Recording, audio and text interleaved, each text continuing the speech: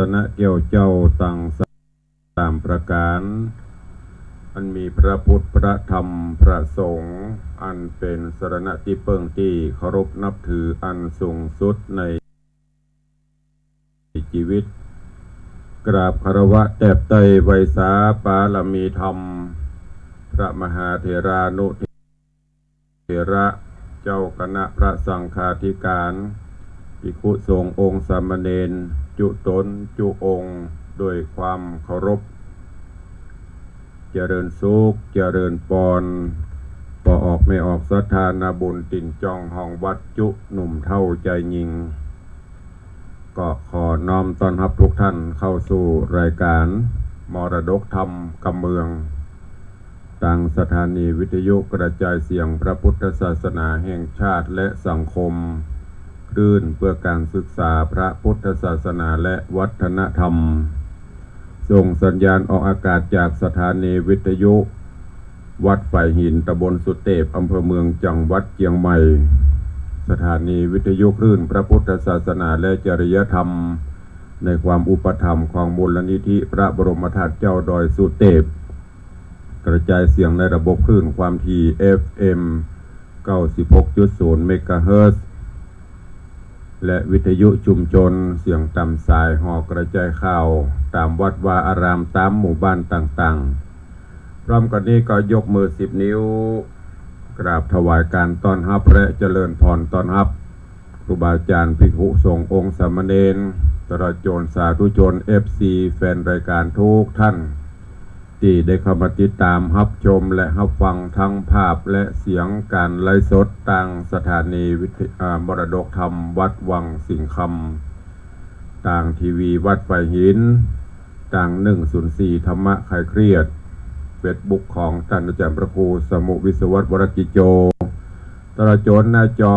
เฟซบุ๊กไลฟ์ของครูบาอาจารย์ญาติธรรมทุกรูปทุกท่านที่ได้เข้ามาพอมาชมแล้วได้เมตตาคือเสียงธรรมเป็นตาลโดยการกดแชร์เสียงบุญเสียงธรรมนี้ไปยังกลุ่มเพื่อนๆของทุกท่านรายการนี้ดำเนินโดยกล่าวกับผมอาตมภาพพระครูวิสิทธิ์ศรีลาภรณ์เจ้าคณะตำบลป่าแดด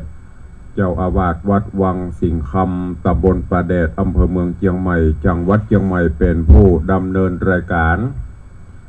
นำรายการนี้มาพบมาปะกับทุกท่านเป็นประจำตั้งแต่เวลานี้เป็นต้นไปวันนี้พระพิรุณโปรยปลายลงมาแต่เจ้าหรือว่าตั้งแต่เมื่อคืนว่าฝนตกก็เย็นมาเห็นหน่อย ถ้าฝนหยุดก็ร้อนมาสภาพอากาศดังที่ได้กล่าวไปแปรปรวนเปลี่ยนแปลงไป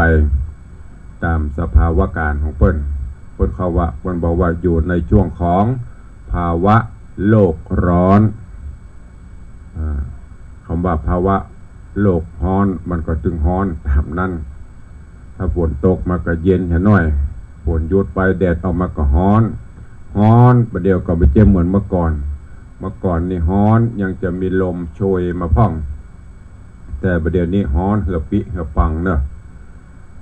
ก็ร้อนกายจะไปร้อนใจกายร้อนปล่อยมันร้อนไป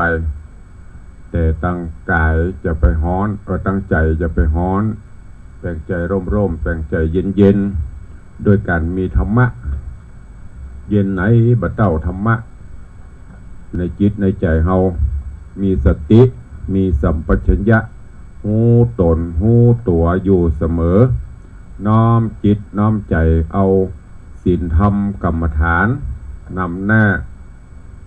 ก็จะนำปาฮื้อเฮาตันตหลายฝ่าฟันปัญหาอุปสรรคต่างๆไปได้ตรงกันข้ามถ้าเฮาปล่อยโดยเฉพาะโทสะโมหะความโลภความโกรธความหลงกลุ่มลุ่มเล้าจิตใจอันนั้นแหละเราจะบ่มีความสุขกายก็สุขใจเนี่ยเป็นสิ่งที่ประเสริฐทุกข์กายเรายังพอทนได้แต่ถ้าทุกข์ใจเนี่ยโอ้กินบ่ได้นอนบ่หลับเนอะ เนี่ยจะได้บ่ฮื้อมันตุกใจก็โดยมีศีลมีธรรมเนี่ยเอาชโลมจิตชโลมใจก่อนนอนก็ดีตื่นนอนก็ตามถ้าเปลี่ยนไปได้ยกมือ10 นิ้วไหว้พระนบธรรมไหว้คุณพ่อคุณแม่แล้วก็ตั้งสติอย่างวันนี้ตื่นมาแล้วเฮาก็ตั้งสติเข้าเฝ้าพระพุทธเจ้าอย่าสัก4-5 นาทีก็คงบ่เสียเวลาอย่างนักตรวจสอบดูคนห้องบาต้อมจิตหอมใจตรวจตราวางแผนในการดำเนินชีวิตประจำวันบางพ่องนี่เปิดรับบ่รับเปิดนอนบ่นอนรับก็ดึกแล้วก็ลุกขวายพอลุกมาปุ๊บเขาลึกปึกปักล้างหน้าแปรงฟันด้วยความเร่งรีบบลักกักเกกกำเมืองเขาปนบ้องฝั่งสุดท้ายมาก็เตือก็ไปบริหารนั่นนี่ไปติดต่อนั่นนี่บ่สำเร็จเพราะสติสตังไปอยู่กับเนื้อกับตัวฝากไว้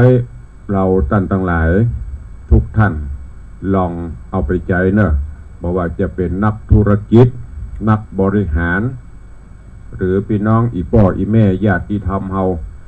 ลองปรับเปลี่ยนเป็นเฮาว่าปรับเปลี่ยนพฤติกรรมปรับเปลี่ยนนิสัยของเฮาคือมันเข้ากับสภาวะการแล้วก็ที่สำคัญนั่นก็คือท่านทั้งหลายยังบ่ต้องเชื่อต่อลองเอาไปทดลองพอว่ามันจะบัด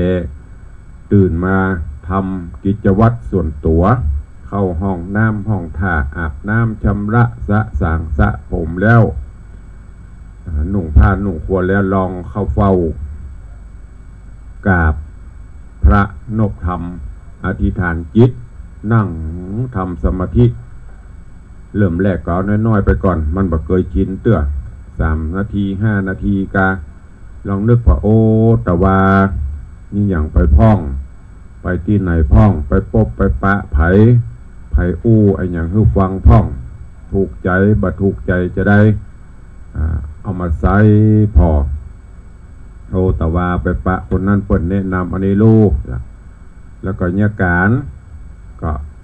บริหารจัดการเองวิเคราะห์เองว่าสาเหตุที่งานมันบ่สำเร็จมันเป็นเพราะอย่างจ้ามันสะดุดที่ไหนจากนั้นก็ลองหาวิธีวันนี้จะต้องปรับเปลี่ยนตัดนี้จุดนี้อย่างนี้แล้วก็อธิษฐานจิตเอามีสติ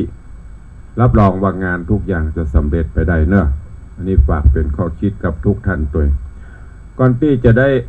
ได้ได้จ๋าได้ตักได้ตายญาติโยมศรัทธาทั้งต่างบ้านต่างจองต่างวิทยุก็มาฟังพระธรรมเทศนากันเฮียก่อนเนาะธรรมเทศนาสุริยคราชกุมารวันนี้จะขึ้นผูกที่14ผูกสุดท้ายแต่คงบัตันอวสานเตื้อเพราะว่าเวลาล่วงเลยไป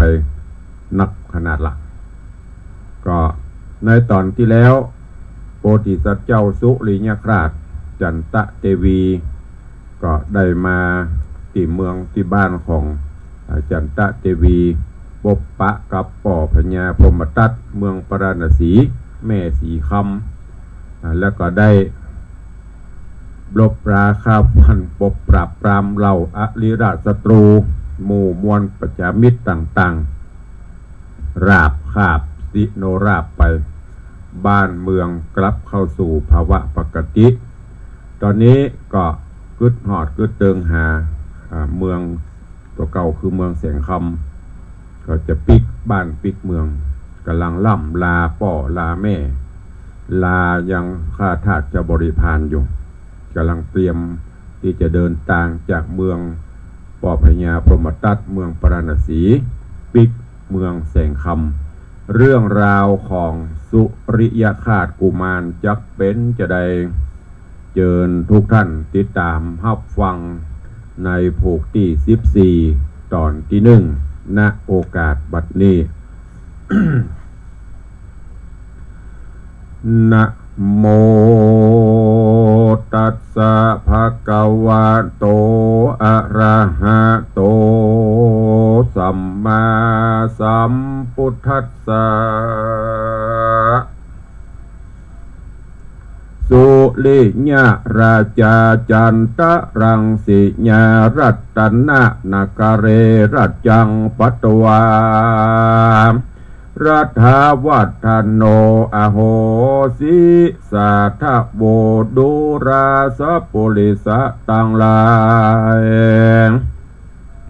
นิยายธรรมนี้จะกล่าวถึงต้านเต่าสุริยคราชราชาสะเวยปะลาเอกอังในเมืองกวางชื่อว่าแสงคา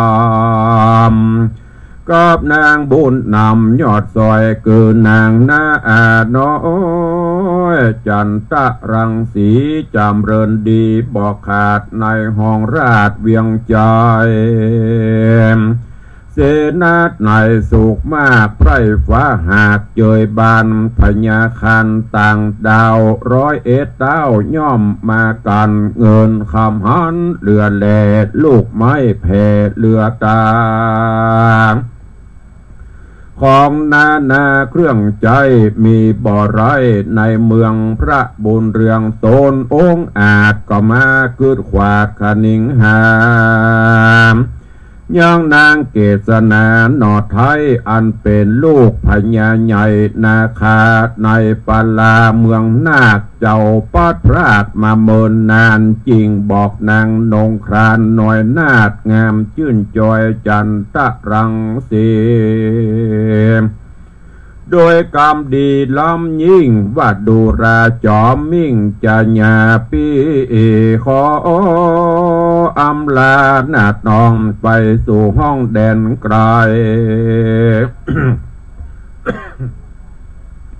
เทิงเติงในเมืองนาคอันปี้พรากมานานจักไปหานางบัวบานดอกไม้ชื่อแก้วแก่นไทยเกษนารูปมีรูปโสภาบ่อเศร้ายัง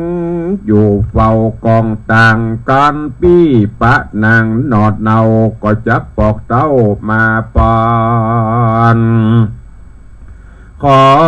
จอมขวัญนาดน้องจุงอยู่ห้องเวียงใจกับนางในตุกผู้พร้อมตังปูพญากับพระมันดาแม่เจ้าตังอำมาตย์เก้าและเจ้าเมื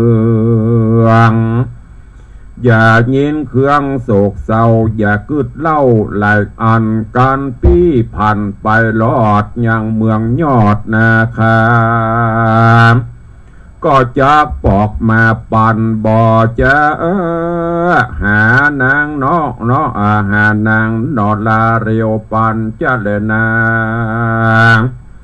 ว่าอ่านเมื่อนานนางจันตารังสีทะรงสมดีสะอาดก็ยออภิวาทเยี่ยมจาว่าข้าเดชมหาราชเจ้า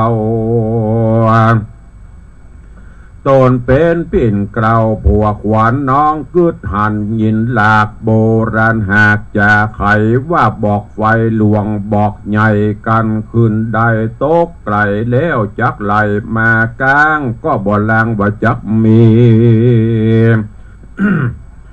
ได้ของดีมาใหม่ละเก่าไว้มองได้หากมีลายลำยิ่งโบราณจริงจะสอนกันพระภูธรพี่เจ้าจะปอกเต้ามาปั่นน้องบ่ผันไว้ใดตามแต่พี่ไทยจับไปจุ่งมีใจโจกกวางเคราะห์ร้ายห่างหายเนีก่อนถึงปุรีเมืองนาขอเกิดขวาดต่างหลังอย่าหื้อน้ำตาปังอาบแดดนั่งอยู่ทากองต่างแดดเตอะว่าอันเมื่อนานนามหาสัตว์เจ้าตนองค์อาจก็ลาอำมาตย์และเสนาตังโยธาหาดเฮาตังแม่เต้าและนางน้อย ก็เอาสลีกันใจเลิศแล้วกับดวงแก้วกับดวงแก้วลูกเยียงคันพระผู้บานที่ราชก็ลงจากผาสัตว์เตียวไป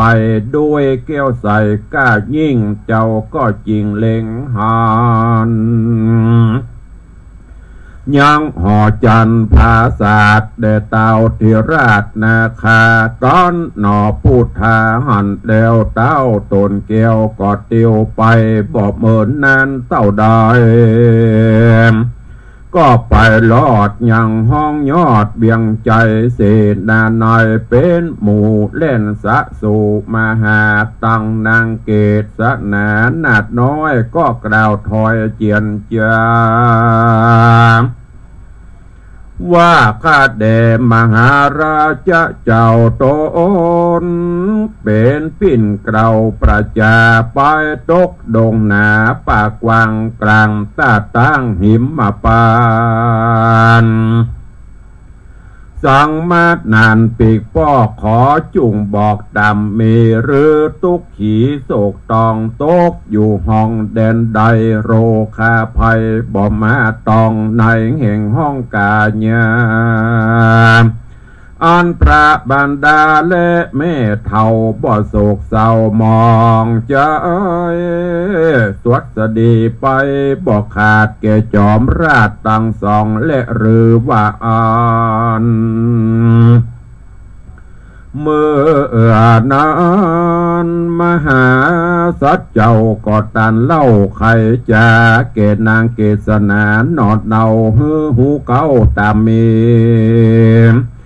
แล้วสองสลีแก่นไทยก็เมื่อไหวป้อพญาโสราชาอันว่าพญานาคหันเคยหับพรากไปนาน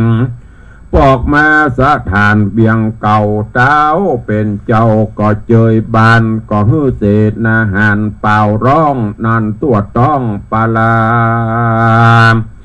เอากันมาม่วนเล่นหกวิ่งเต้นนันเดืองฮับเคยเมืองยศใหญ่มหรสพไหว7 วันก็มีหันและนางโสราชาอันว่าพญาสุริยคราชทรงยศอาจลือจาอยู่ปาลาเมืองนาคเมินแต่หากปอเดือนพระบุญเรืองยศใหญ่จริงบอกนางนาไทยเกศนาตั้งพญาตนเป็นป้อเพื่อจักไว้นาลอบเมืองโคนอันว่าพญาตนเป็นป้อแห่งนางน้อยนอเกศนาจริงใครจะต้านกล่าวว่าดูราเจ้าหนอเต้าเคยเมืองป้อนี้เครื่องกึดยากอันเจ้าพรากลาไปเสนาในไพรฟ้าตั้งนางนอดลาเกศนาเตี้ยงจักโศกาโศกเศร้าป้อก็เท่าแก่จะลามีหูตาบ่แจงหน้าก็มาหินังหิวแห่งโรยราภัยจักเป็นพญาแตนป้ออยู่สร้างก่อวีเอียงใจเย็นทุกอย่างบ่แล้วเหตุเคยเกี่ยวจักลามป้อพญาก็บ่ห้ามใดตามแต่เจ้าหนอไทยเปิงใจจุ่งฮือมีใจโจกใหญ่ความเจ็บไข้ยาราวีฤทธิมีจุงแผ่กว้างเป็นเจ้าจ้างภาพจุมปูจุมศัตรูอย่ามาไกลจุงสะเวยสุขใจแดดเตอะว่าอันเมื่อนอนนางเกศนาหนอไทยก็มาร้องให้เจียนจาว่ากันปี้พญาเป็นเจ้าจับปอกเต้าสู่ปาราบอกคืนมาแถมเราขาน้องเนาเตียงจับตาย ตกแรงง่ายข้ามเจ้าจักโศกเศร้าขาดนิ่งหาจักไปปลาตัวพี่ไทยก็บ่ได้ดีลีวิบากมีจัดแล้วจริงกลัดแกล้วเสียการขอจอมคู่หัวจอมควันเจ้าฟ้าจุงกลมนาลาไปจุงมีใจโจกวางเป็นเจ้าจางภาปุเรีได้นางเตวีผู้ใหม่จุงฮักไฟแฝงโจมอย่าปรมก็อย่าปารมลอดขาจักเป็นเมฆฟ้าปามัวป้อนดังตัวแห่งขาขอก้มหน้าสู่ตั้งตายวิบากหลายพุทธขาดใดเอาญาติเป็นคนขอปะตนเจ้าฟ้าในจัดนาไปโลนขอพระตนบนเจ้าฟ้าจุงไว้นาสวดสดีแดดเตอะเมื่อนอนพญาสุริยคราชก็บ่จักอาจห้ามโศกามีน้ำตาไหลหลั่งร้องให้สั่งพ่อพญากับนางเกศนานาไทยไพร่หน่อยใหญ่และเสนาแล้วก็ปอกขึ้นมาสู่ห้องประเทศต้องแสงคำก็มีหันและนาก่อนว่าไปถึงแล้วยังเมืองยอดแก้วแสงคำเจ้าคุณธรรมสุริยคราชทรงยศอาจลือจา101เมืองมาน้อมไฟฟูงไพร่ไตเย็นใจหน้าตาสายชื่ออื่นเงาเจ้าหนอเต้าบุญมีจำเริญดีเสพสังฝูงไพร่อ่างเจยโจมฝนอุดมหลายหลากเข้ากระหากเต็มนาตั้งพันละหน่อไม้มีบ่อไรเหลือตาม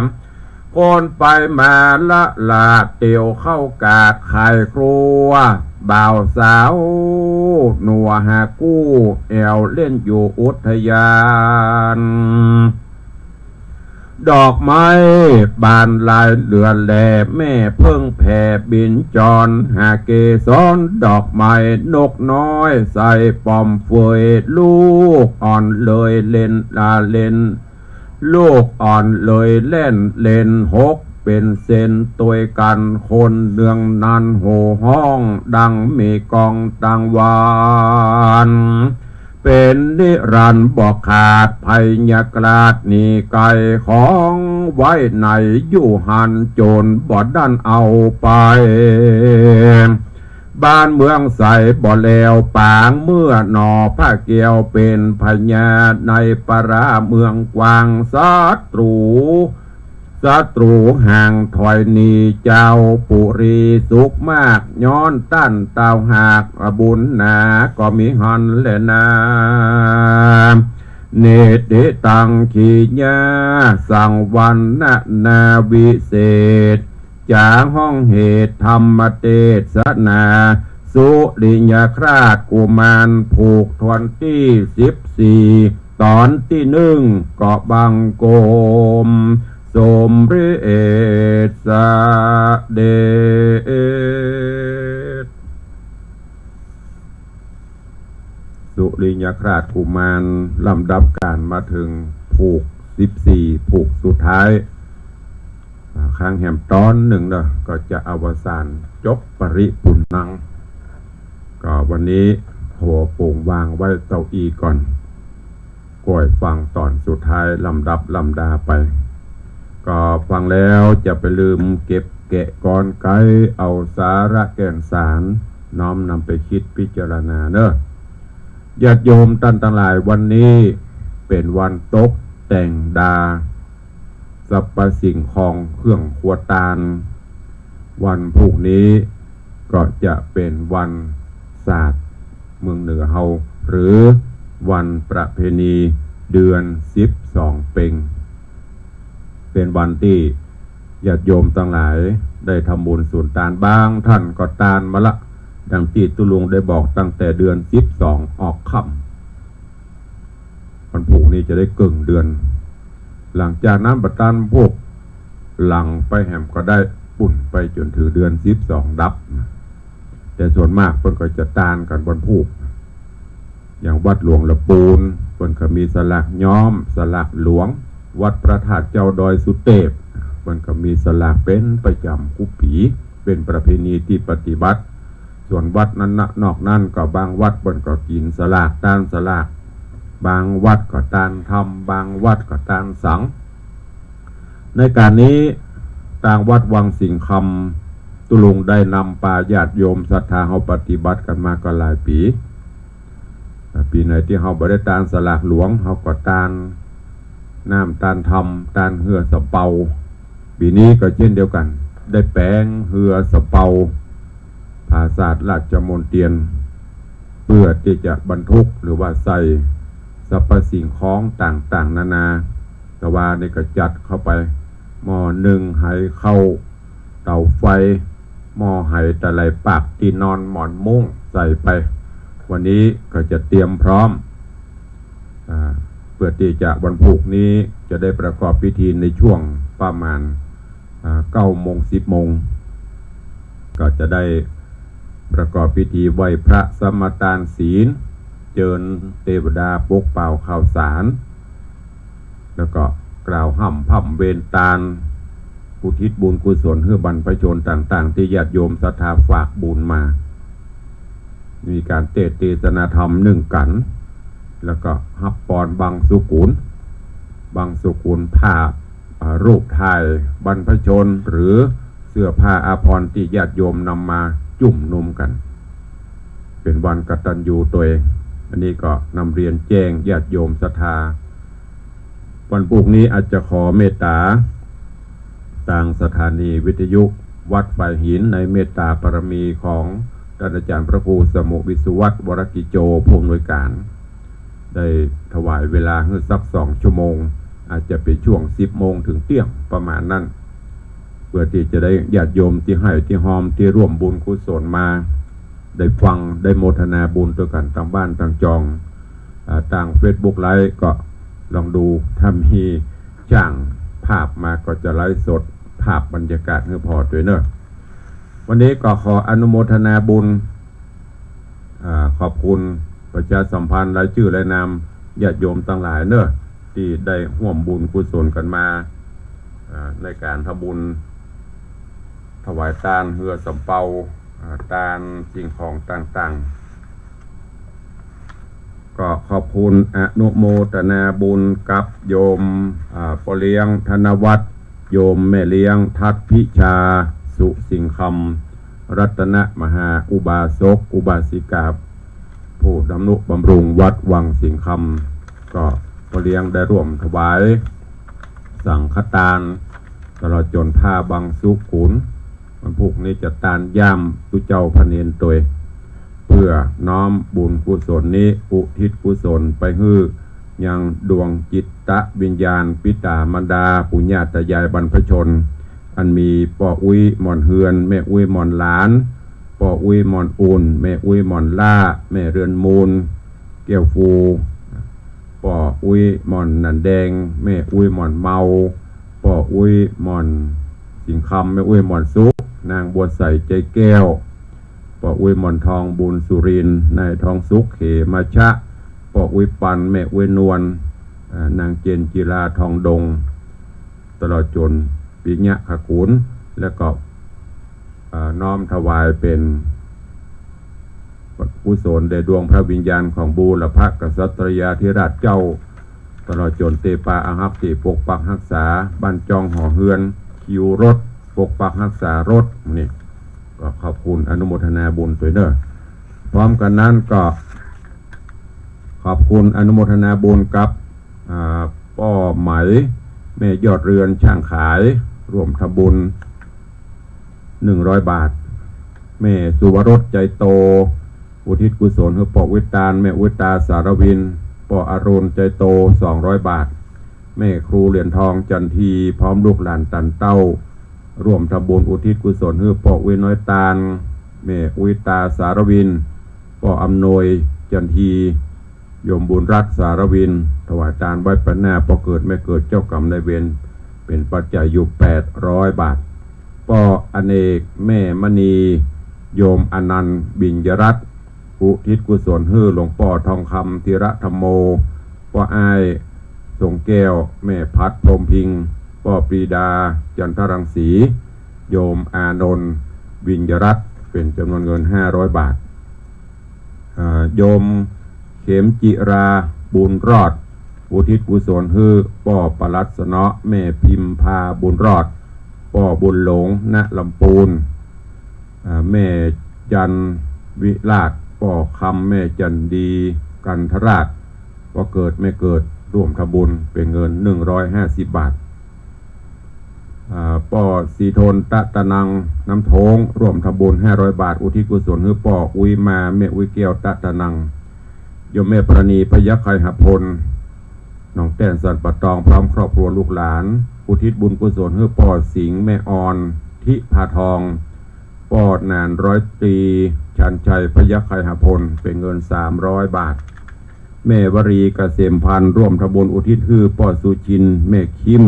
นายเจิดรุ่งแก้วจันทร์100 บาทแม่ไข่แก้วใจขจักร่วมทำบุญอุทิศกุศลให้พ่ออุ้ยมาแม่อุ้ยเอ้ยใจขจักตานไว้ปัญหน้าพ่อเกิดไม่เกิดเจ้ากรรมนายเวรเป็นจำนวนเงิน800 บาทพ่อน้อยแม่แก้วเรือนหินมาลัยบ้านตำนักพร้อมลูกหลานร่วมทำบุญ300อุทิศกุศลให้พ่อตาแม่ลูนสมเด็จนายเสมานายสุวรรณนายแก้วสมเด็จแม่สมมณีวันนางบุญศรีเมืองแก้วอุทิศกุศลให้พ่อสุขมณีวันนายสมศักดิ์มณีวันแม่ป้านเมืองแก้วพ่อหวันเมืองแก้วนายนรินทร์นิมานันท์นายทองอยู่มณีวันแม่กองพันตุ่มอินอุทิศกุศลให้พ่ออุ้ยหลานแม่อุ้ยฝอยพ่อดีแม่มอยสีเข้มพ่อจุมพรตุ่มอินพ่อเกิดไม่เกิดเจ้ากรรมนายเวรเป็นเงิน300 บาทแม่สายทองมณีวันร่วมทำบุญอุทิศบุญกุศลให้พ่อสมแม่นวลมณีวันนายอินเนตนายพดุงนางบัวผันมณีวันนายวัฒนพงศ์นาย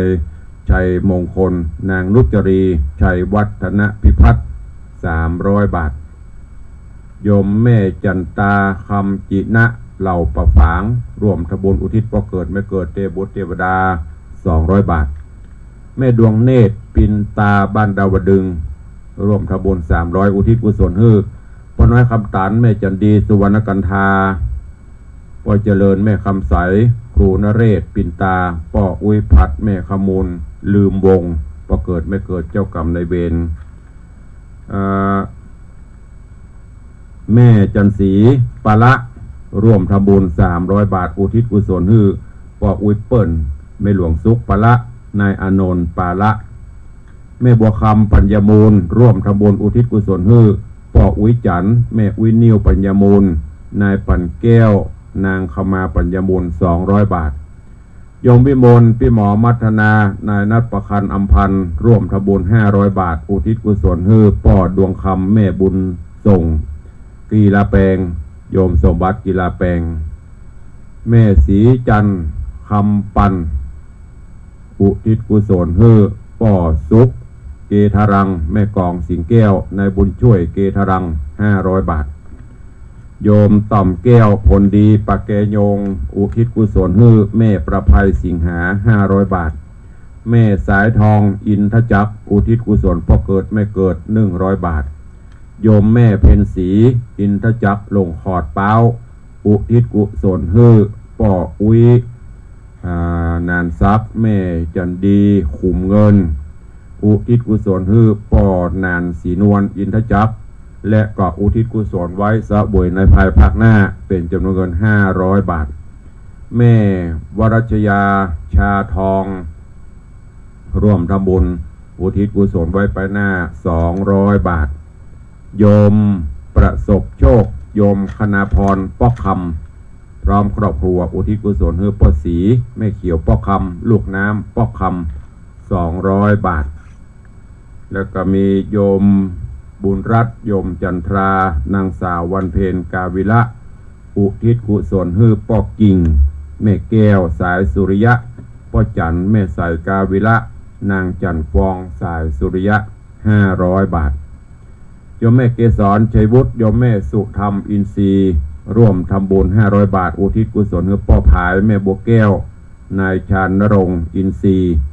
นางพัชราวันแจ่มรุ่งฟ้าแล้วก็นลาปิโนโยมเป็นอัญจรันโยมกัญญาปิยะจันโดยซิวร่วมทำบุญ1,000 บาทอุทิศกุศลให้ป่ออุ้ยนันปันแม่อุ้ยม่อนบัวไหลปิยะจันป่อเจริญป่อใหม่ปิยะจันสามเณรท่านันชัยกันทะเปงป่อน้อยดวงจันทร์พลหารโยมป่อวิชัยโยมแม่สุพัฒน์โยมประพันธ์เอี่ยมเจริญร่วมทำบุญ1,000 บาทอุทิศกุศลให้ป่อเฮือนแม่มาธรรมปัญโยป่อจันนางไฮทาวงนายเสถียรนายเสาแก้วนางบุญปั่นธรรมปัญโยนายประวิทย์เอี่ยมเจริญนายพุทธธรรมปัญโยป่ออุ้ยอุ่นแม่อุ้ยปั่นเตี่ยเฮงแม่หลิมเอื่อมเจริญเอี่ยมเจริญนายเสาทาบงเท้าคำตื้อนายปรีชาเอี่ยมเจริญแล้วก็มีนายจักรทาบงนายจรทาบงนายเลี่ยงมั่นเหมาะพร้อมกับตานใบไปหน้าเป็นเงิน1,000 บาทในโยมโยมรัติการน้องเจนนี่บ้านหัวมง100 บาทอุทิศไว้ไปหน้าโยมวาสนากันทวีและครอบครัว121 บาท